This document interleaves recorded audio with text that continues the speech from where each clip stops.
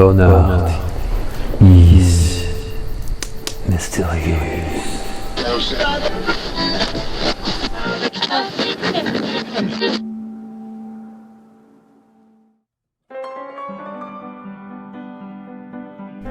Pierre Bonnard, a post-impressionist French painter of the late 19th century to early 20th century. Bonnard was a part of a group called Les Nabis, which was a French group of painters in Paris, young painters, who wanted to take painting to a different place. They introduced ideas that helped lead painting into something more symbolic and with modern tendencies. There were a couple of painters that Bonnard got on with quite well.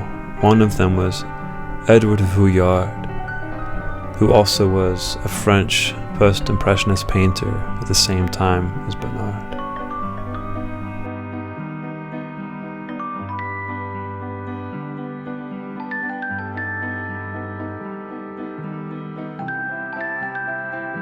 And Félix Felton, who was also a member of Les Nabis.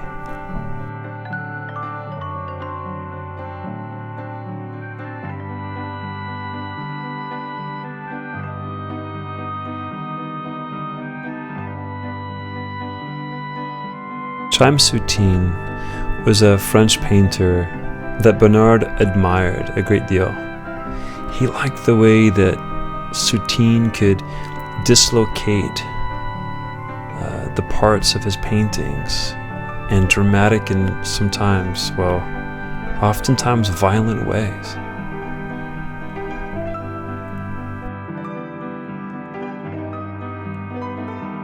I read in an essay on Bonnard that he took an interest in visual hiccups because they seemed to him to be the best approximation of images as the memory stores and restores them. Fragmentary, discontinuous, with ill-defined edges and of irregular clarity.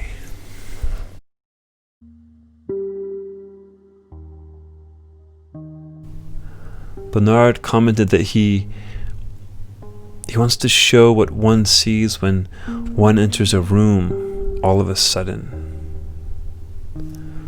Bonnard rejected open-air painting because he viewed the presence of the motif as something of a nuisance, an imposition on the initial idea of it.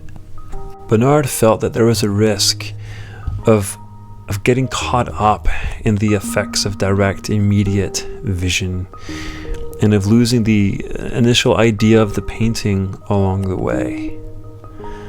He felt that the motif, the object, invades and dominates the painter. The initial idea is lost. The starting point for a painting, he felt, was that initial idea.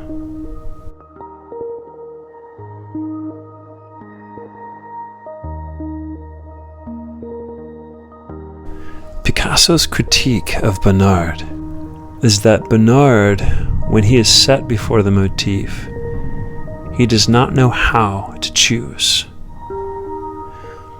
It may be more accurate to say that he just didn't want to, or thrust himself into a particular situation that would render him cut off from that initial idea. He didn't want to end up painting someone else's painting. It typically took Bonnard months and years for him to consider a painting complete.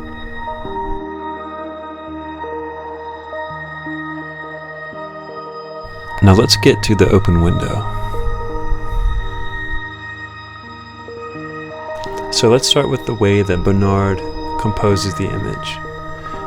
He uses a vertical and two horizontals that are level to separate the picture plane into a series of rectangles, kind of like Pierre Bonnard, What's significant about this is that Bonnard was painting a window that was on a wall. In other words, it's one continuous wall with the window. But Bonnard paints it as though it's a corner. Instead of one continuous plane, we have two planes that are turning away from us at a point of intersection.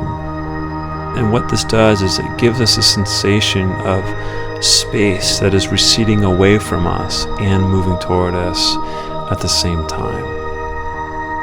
It's pretty awesome. He then uses these vertical diagonals, one on the right, one on the left, that creates a funnel-like sensation, kind of getting pinched toward the bottom and opening up at the top. And what that does is it creates a sensation of space opening as you move up the painting and closing as you move down. Not closing off, just slightly pinching a bit. And that changes the pace of the eye and how the eye actually moves around the painting in its various rhythms. And as you move down to the lower center of the painting, you find a point where everything gathers and builds up pressure and then explodes outward into all the different facets and areas of the painting. And he uses other objects, shapes of color and things in the painting, decorative elements, to pick up the eye so it doesn't get shot, so it doesn't just shoot out into space or off the painting, but it's picked up and it's run with, which is pretty amazing. Look at how Bonnard is using these angular areas of retention, where things in the painting build up in solidity, and the form, the presence of the form, becomes more substantial. It's like it's like a balloon that is slowly filling up with liquid.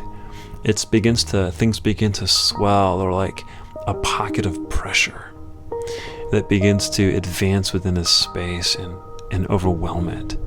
He does this in such a subtle way, but he's able to create space with it.